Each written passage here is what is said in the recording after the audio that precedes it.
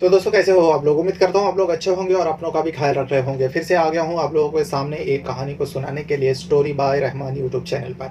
तो आज की कहानी एक ऐसी औरत की जो खुशहाल परिवार में थी। शौहर था, बच्चे थे, सब कुछ सही चल रहा था, लेकिन समय हर वक्त ऐसा एक जैसा नहीं रहता। इस औरत का भी समय बदल चुके थे कुछ समय जाने के बाद। 3 बच्चे थे इनके पास और सब कुछ खुशी-खुशी चल रहा था। लेकिन अचानक इस औरत की जो है, जिस औरत की आज कहानी सुनाने जा रहा हूँ, इस औरत के पति का इंतकाल हो जाता है। जब पति का इंतकाल हो जाता है, उसके बाद उस औरत का पूरा ज़िंदगी उजड़ जाता है, ज़िंदगी बदल जाता है। धीरे-धीरे समय बीता। बच्चा तो बच्चा ही है, बच्चे को क्या समझ जो पिता नहीं है, माँ कितनी तकलीफ़ों के साथ अब जी रही है, माँ उन तीनों बच्चों के लिए क्या-क्या कर रही है, माँ लोगों के घरों में काम करती।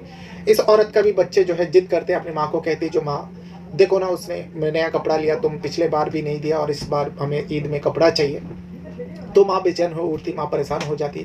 माँ अपने भाइयों के पास जाती, 5-5 भाई होते हैं, लेकिन भाई पाँचों भाइयों की शादी हो गया। पहले तो बहुत प्यार करते थे जब सब कुँवारे थे, लेकिन धीरे-धीरे पाँचों भाइयों की भी शादी हो गया, पाँचों के पास औरत आ गई।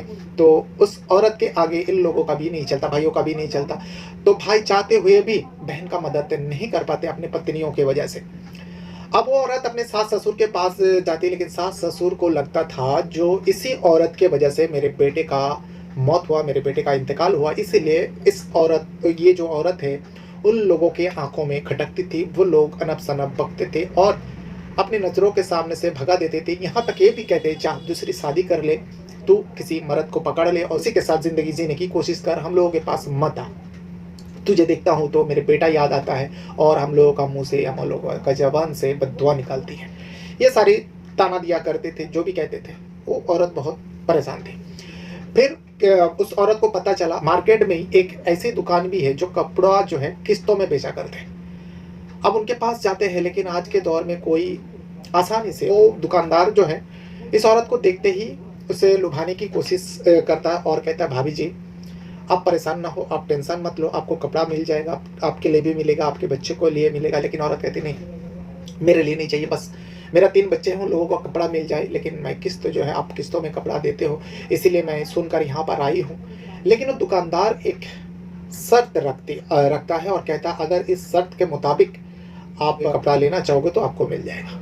वो शर्त ऐसी अनोखी शर्त था कि उस औरत के जो है पैर तले ज़मीन खिसक जाता है। उसमें साफ-साफ लिखा हुआ था, अगर कपड़ा चाहिए किस्तों में, किस्तों तो चुकाना ही पड़ेगा, लेकिन उस जब तक नहीं चुका पाओगे तब तक उस दुकानदार के साथ जिस्मानी ताल्लुक़ रखना पड़ेगा। आखिर वो महिला क्या करती?